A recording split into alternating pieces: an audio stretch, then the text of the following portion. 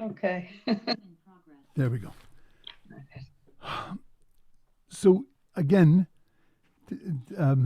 today we're going to deal with one pasuk, which I know is a little strange, but you'll see that there is really an amazing understanding of this pasuk. The pasuk seems very simple. Eitz chayim hi lamachazikim ba, v'tomcheha miushar. It's chapter 3.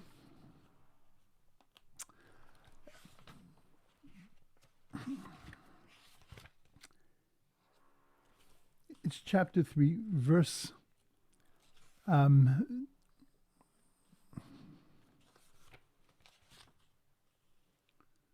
verse 18. It's the end of a section that we've been dealing with. Last week we dealt with Derachah Darchinom V'chol Nitiv Shalom, that its ways are ways of pleasantness and all its byways are peace. We talked about the concept of it being pleasant, and that if it's not pleasant, then it's not Torah. And that when we look at Torah giants, we see what it means to live a life of Diracha Dachinom, of ways of pleasantness and ways of peace.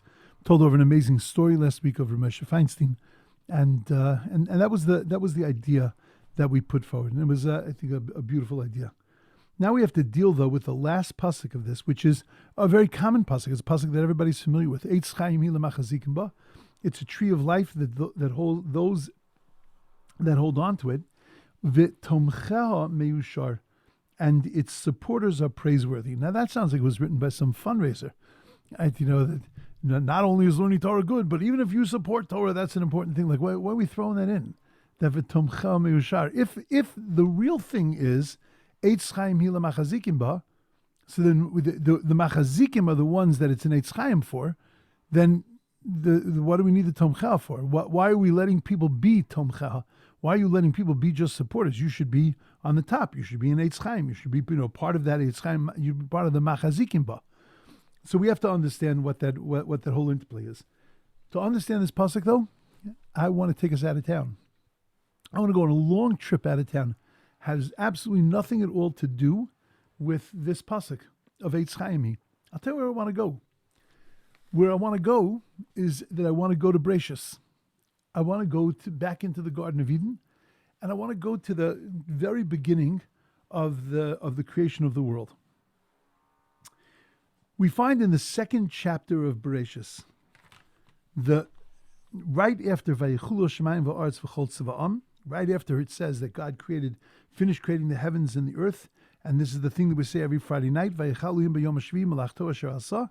We then begin the second account of creation. The first account of creation was the overview of creation, and now we're going into the details, getting us to the sixth day of creation, so that we could talk about the creation of man and woman, and the details of their being brought into this world. So the section begins in Pasuk Daled. It says, Eila toldos hashamayim va'aretz. These are, you don't need to worry about the text, because I'm just, you can use it to ask a question, and then we're going to get off the text. Eila toldos hashamayim va'aretz bihi baram. These are the generations, the products of the heavens and the earth, as they were created. Biyom asos Hashem Elokim eretz v'shamayim. On the day that God made eretz v'shamayim, heavens and earth. You read that pasuk, you're good to go. It says these are the products of the heavens and the earth when they were created on the day that Hashem created the heavens and the earth. Yeah, but look at it very carefully. It first says that these are the toldos of Shamayim and Oretz, like it was in the first chapter. Bereshis bar Elokim es ha-Shamayim v'es ha-Oretz. Shamayim comes before Oretz. But then it says on the day that God created, Eretz v'Shamayim.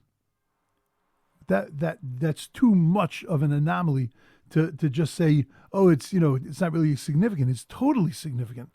But what is its significance? That's question number one for today. God created two trees in the Garden of Eden.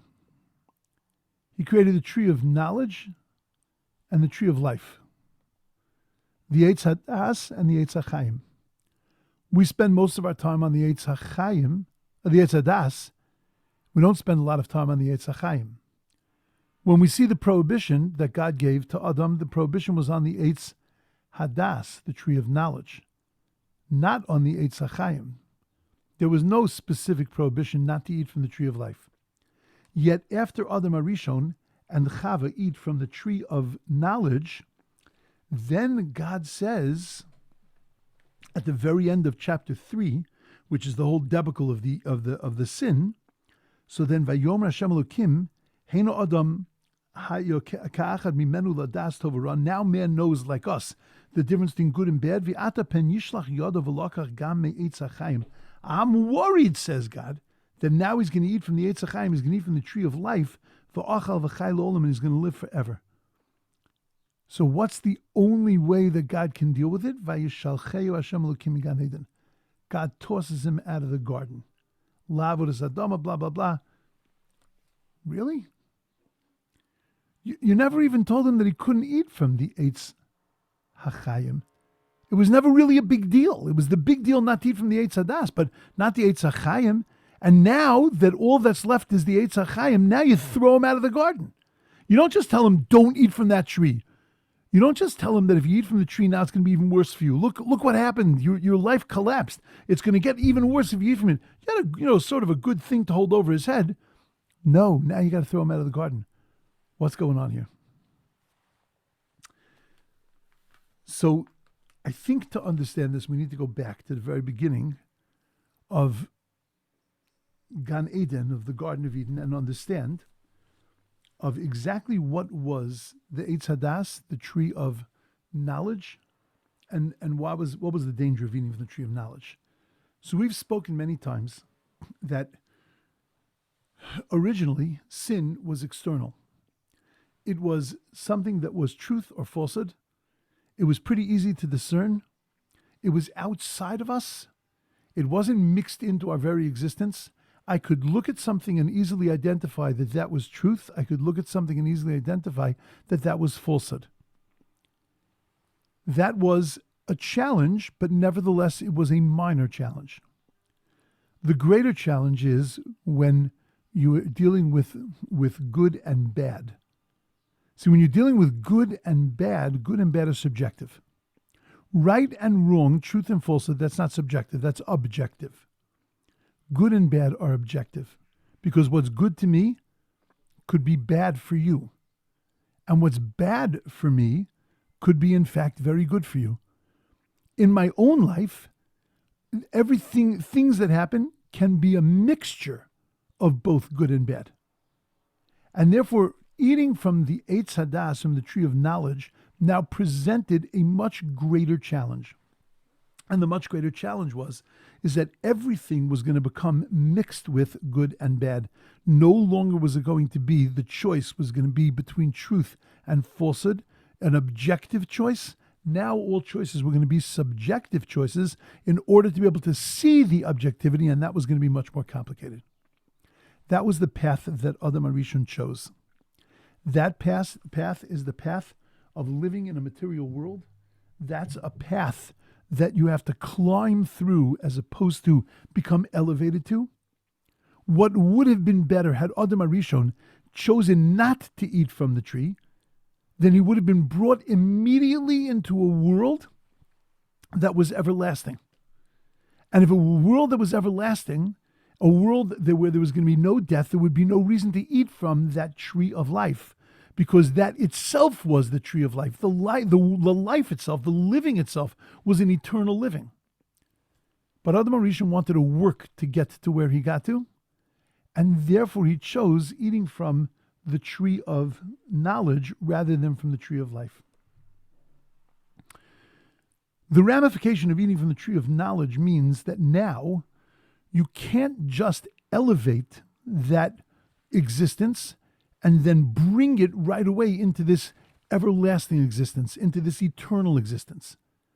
You have to bring it up to a level which gets it back to the place of Adam right before the sin, and then there has to be a separation between body and soul. The body has to return back to its place, decompose, and come back, be part of the earth. The soul has to be cleansed, and then the soul can be reunited with a body, because at this point, when the soul is brought up to that place of right before the sin, now the soul is on its highest level that it ever was since creation. Now that soul can be reunited with the body, and now the body will be in the employ of the soul. The right decision can be made, and the eternal world can be brought olam haba. That's the system that God created. That's why there has to be now death in the world. This was not part of the punishment structure to Adam HaRishon. This was part of the reality. The reality is that there needed to be death in the world so that body and soul can separate, be brought back to this moment in the Garden of Eden that you're standing at this precipice. You're standing at this this watershed moment, and now we can do it again. And now we can make the right choice, and then comes Olam Haba. There's no shortcut to that. God attempted a shortcut, which I'll show you in a few minutes, and that shortcut was a failure. There's no shortcut. And since there's no shortcut, eating from the Eitz HaChaim, eating from the tree of life, is now something that's dangerous. Because if Adam tries to get a shortcut, he tries to bring himself to the eternal world, there is no way to do that without this separation of the body and soul. And therefore now, he can't eat from the Eitz HaChaim. Had he eaten from the Eitz HaChaim first, or at the moment that he made that decision not to eat from the Eitz HaDas, if he would have eaten from the Eitz HaChaim, that would have been perfection. That would have been Olam Haba. That would have been exactly what God wanted. But now that he decided to take another path, the Eitz HaChaim is superfluous in this world. And therefore he had to be taken out of that existence. He had to be taken out of that, temptation and kicked out of the Garden of Eden, so that specifically, so that he would never come to eat from that Eitz HaDas, from that the Eitz HaChaim. Because everlasting life at that point would have been dangerous to man, because we would have had everlasting life in an imperfect place, and we would have just been constantly failing, having to be rebrought into this world, having to reattempt reaching that perfection, and that would have been in the end disastrous and devastating. That's why there was no prohibition from the beginning to eat from the Eitz HaChaim. There's no problem with the Eitz HaChaim. But now that we ate from the Eitz HaDas, now the Eitz HaChaim, that was no longer part of our world. The Eitz HaChaim is an everlasting spiritual existence. The Eitz HaDas is a material existence. There is spirituality in that material existence, but it's a material existence. It's great that this is what it is. This is the way the world is right now.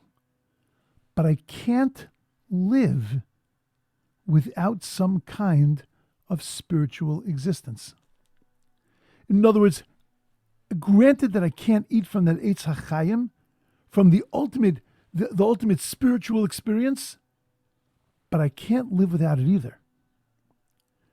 God took us out of the land of Egypt. He brought us back to that place of Adam HaRishon right before the sin. We were holding at a place when we got to Mount Sinai, Ki ish echad b'lev echad, with one man with one heart. We were holding in a place that we were all Adam HaRishon Kodem Achet. Imagine an entire nation is standing at a place that sin is clear, right and wrong is clear. They are ready now to be attached to God.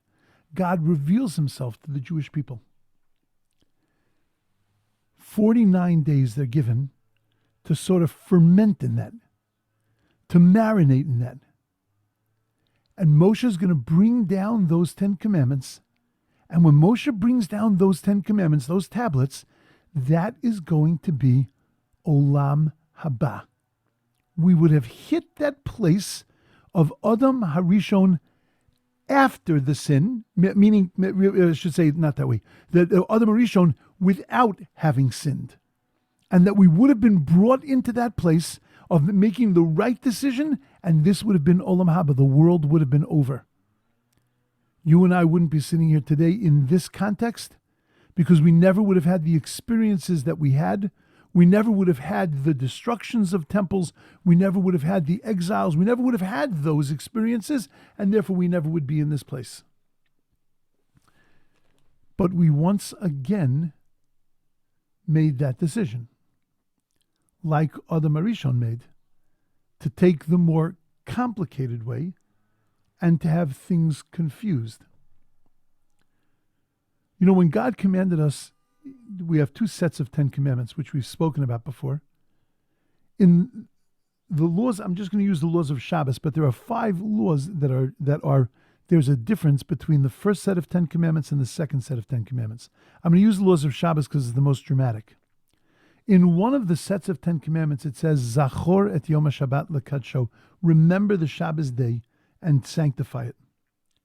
In the second set, it says, Shamor et Yom HaShabbos, guard the Sabbath day. Now we know Shamor v'Zachor b'dibur echad, they were both said in the same utterance, so that means that they're both equally as important as each other. Nevertheless, there was a lead word for Shabbos in the first set called Zachor. There was a lead word for Shabbos in the second set called Shomor, called guard. Why was there a difference? Because the first set of 10 commandments, when God revealed himself, he was revealing himself to a people that was ready to step into the world to come. For a people like that, you didn't need to build the fences and the structures around it. All you needed to do was to say, Zochar es Yom HaShabbos, remember the Shabbos day, and then everything would fall into place. Because that was on an incredibly high spiritual level. We would have been living on an incredibly high spiritual level. Just say the word Shabbat, and we would have been transported into that world of Shabbat. We would have known what not to do, what yes to do. But after the sin of the golden calf, la'achar hachet, now we were living again in this confusing material world. The first thing we had to do is sur mei ra.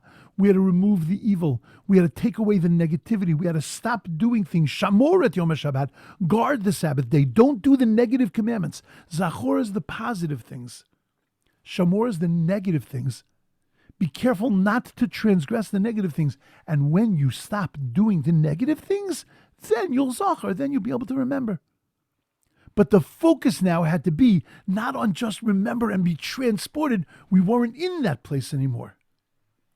Now we had to be in a place of where we first built the fences. And when you build the fences and you knock out all the stuff, so then the good stuff comes out. You know, I've mentioned many times my father was an artist. As a kid, he was my art teacher in school. He taught in yeshiva day schools in the East Coast, in New York. And he did, and I meet people today. I actually met one yesterday. I meet people today that had him as an art teacher. And when I mentioned to them the projects that they did, and I know that because, first of all, he was my art teacher, but I know the stuff that it was his most favorite projects that he did in class. Like people's eyes light up because they had he was a great teacher, and he mentored kids, and people had a great experience with this. One of the things he loved to do was to take like tin, like not tin foil, but very, very thick, thick tin foil. It was like a piece of tin, and he would teach of making. There's 2 different ways to make a picture out of it. One is that you can depress, you can write on it, and then on the ones it goes down. It's concave, and the other is that you can do it by relief, by pushing things down around the art you want to, the picture you want to make, or the letter you want to make, and then that stands up and it comes out. These are the 2 approaches of Zachor and Shomer. Zachor, you push, all you have to do is to say, you just press, and it's there, like it appears. Shomer, you have to push everything else down around it, and then all of a sudden it comes out. But that's to the lower people, to after the sin. That's what we were forced to do. After the sin, we were forced to live in a world of Shomer. We'll eventually get to the Zachor, but it was the Shomer. Beautiful. Everybody with me so far? I'm trying to explain this as simply as possible. Is a tremendously deep idea. I'm trying to just lay it out because we can't live without that spiritual existence. The Eitz HaChaim, we can't eat directly from it, but we have to have it in our lives. So what did God do? He told us we can't eat from it, but he let us hold on to it. He gave us the Torah. The Torah is the Eitz HaChaim. The Torah is that thing that gives us everlasting life. And he told us that if we hold on to it, we guard it, we protect it, we live with it, so then that will be, for now, our Gan Eden. For now, while we're still living in this physical world, while we're still living in a world where there's death, where there's still living in a world where there is this separation of body and soul to get us to that place of the ultimate eternal existence, we can have a taste of that eternal existence here in the physical world. And what is the taste of eternal existence? The taste of eternal existence is the Torah. Shlomo HaMelech turns to us and says, what is that Torah? That's the Eitz HaChaim. The Torah is that tree of life that was in the Garden of Eden, that Adam HaRishon was told he couldn't eat from it. Right? He couldn't completely imbibe it. He couldn't live with it. It couldn't make it his life. But he could take it and be machasik. He could hold on to it. And he could live his life with that Eitz HaChaim while he's outside of Gan Eden, while he's still living in the world. Eitz Chaim Hilamachazikim Ba is reminding us that we can't live a life in this world without an Eitz Chaim. Now that good and bad are mixed inside of us, now that everything is so confusing, there's only one thing that's going to straighten it out, and that's going to be the Eitz HaChaim. We can't eat it. We can't live in that world yet, but we can create a facsimile of that world by holding on to it. But that means that only Lamachazikim Ba it's going to be an Eitz Chaim. What about somebody who can't yet be machazik?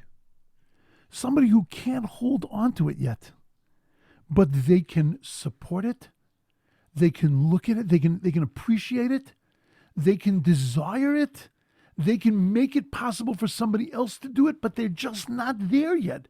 What happens to that person? Shlomo Melech says that it's powerful enough for Lamachazikim Ba, V'tomcheo, Me'ushar. They're also going to get that advantage. Not going to get the full. It's not going to be the whole story, but they're going to get an advantage that they're also going to be included in this blessing, in this elevation that comes from the Torah. They're going to have that also.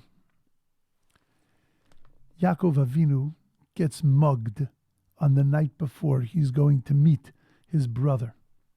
He goes out to look for pachim ketanim. He goes out to look for those little jugs, those little sparks of spirituality, those little sparks of the Eitz HaChaim that he wants to bring into his life, those little sparks that are left floating in the world. And the Saro Shel Asaph jumps him, and he tries to get it away from him. And he tries to destroy Yaakov. And the Saro Shel Asaph has a rude awakening. Eitz Chaim Hi Lamachazikim Ba, that people that hold onto it, they have life. They have a commitment to life. They have a joy of life. They have a love of life that you cannot destroy. And he beats him, and he punches him, and he hurts him, and he tries to do whatever he can to him, and he can't touch him. Because Eitz Chaim Hi. Because holding on to that gives you life. And he realized, good, I can't get those guys. But I can get the legs, the supporters, the thing it stands on, not the actual life, the ones that are grabbing onto the life, but I can get the tomchel. He hits him in the leg. What do you hit him in the leg for? Hit him in the nose. I know nothing about self-defense, but if you hit him right here, you could really mess him up big time. Send that nose bone into the brain, you can almost kill a person. You could do great stuff with it. So why don't you just do that? What do you hit him in the leg for? So it's like, hey, stop. Like, what are you hitting him in the leg for? because it was symbolic. The leg is what we stand on. The tomcheha, the rest of the nation that's not yet a machazik of the Eitz Chaim, but that's sitting there and that has something burning inside of them, some desire inside of them, those machazikim, those tomcheha, that you can destroy. Because they're only holding on by their fingernails. They're not there yet. And that's why he hits him in the leg to say, I'm going to get you guys. Shlomo Melech says, Eitz Chaim hi lemachazikim ba, that the stronger we hold on to it, the tomcheha will be meushar. Asav's promise won't, Asav's we'll call it a promise, that vision of what could happen in the future will never come true. Because as long as the machazikim ba are strong, the tomcheha will be meushar. They will be fortunate. They will also be blessed. If we let go, the guys on the bottom, they're going to fall who knows where. The stronger we hold on, so then the ancillary stuff, the legs that we stand on, that's also going to get us strength. I think that, to me, was the message of this pasuk. The message of the pasuk, the real message of the pasuk, is that to let me know what the Torah really is. It's not that it's cool, it's great, it's a wonderful way to live, it's a nice moral system, ethical system to live by. It is the Eitz Chaim, the very Eitz Chaim that God told Adam he's not ready to eat yet. But the derech Eitz Chaim, the way to that Eitz Chaim, that's through the Torah. The way to bring a little bit of Eitz Chaim, a little bit of that eternal life into our world, into our existence now, that's what the Torah does. It is not just something beautiful. It's an Eitz Chaim. It's a thing that gives us life to the machazikim ba. And it helps those tomcheha, which is our support system. It's our whole world. It's our Jewish world. It's our non-Jewish world. It's everything that allows us to be able to live with this Torah. So then they will be meushar. They will get an advantage also. The stronger we hold on to it, the stronger they hold on to it. I think that in Mishlei, this needed to be the crescendo. The crescendo of this whole section is that we understand what we're talking about. We're talking about, because everything in this section we said was talking about Torah. We said that Torah is better than gold, it's better than silver, better than pearls, better than everything. Orech Yomim, it gives you life, it's beautiful, it's sweet, it gives you pleasantness. You know why? Because it's an Eitz Chaim hi. Because this is the tree of life. Beautiful. When we put away the Torah, we have to make that declaration first. Eitz Chaim hi. What am I putting back in that ark? I'm putting back the center of my life, the Eitz Chaim hi. And then we talk about what it gives us. In Mishlei, we were talking about what it gives us, and then we have to describe it. When we're davening, we're declaring what it is, and then we're saying what it's going to give us. That's why there's the switch, perhaps, of when we, in Mishlei, it writes first, Derachad Achinoam, and then Eitz Chaim, and in davening it says first Eitz Chaim hi, and then Derachad Achinoam. It switches the psukim, because first we have to make that declaration.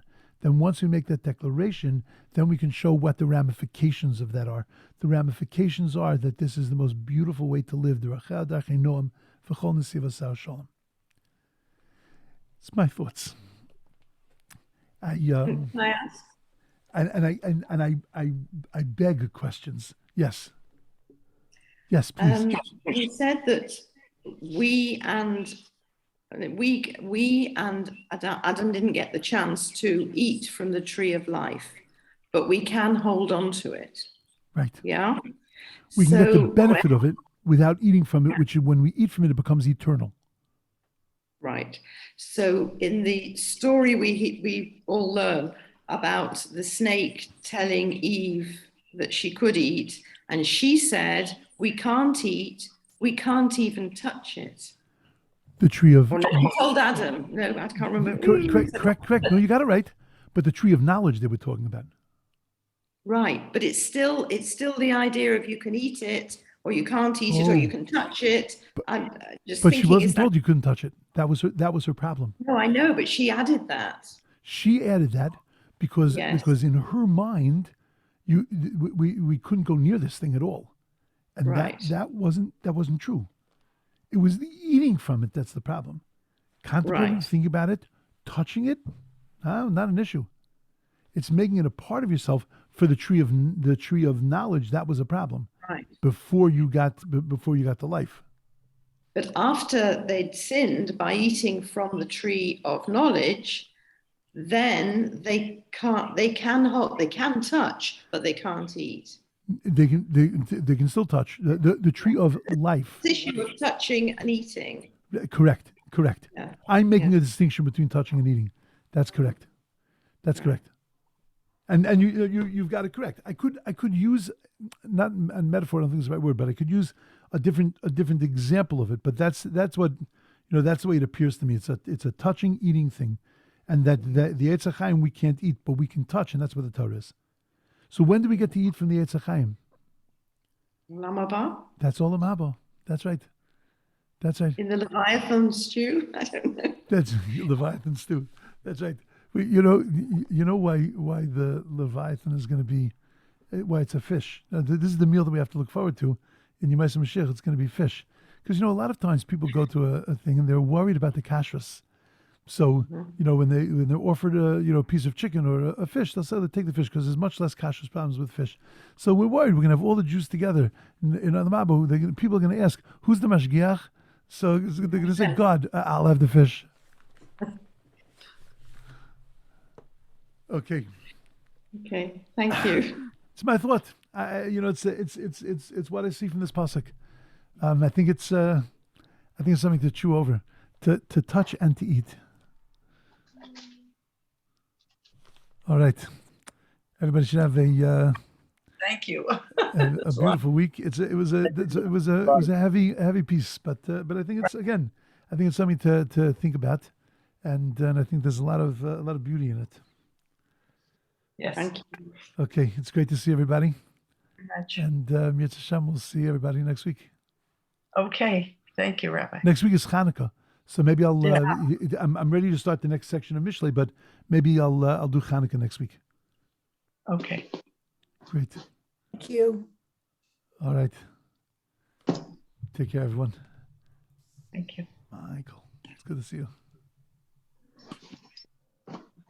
Rabbi, can you stay for a minute? Yeah.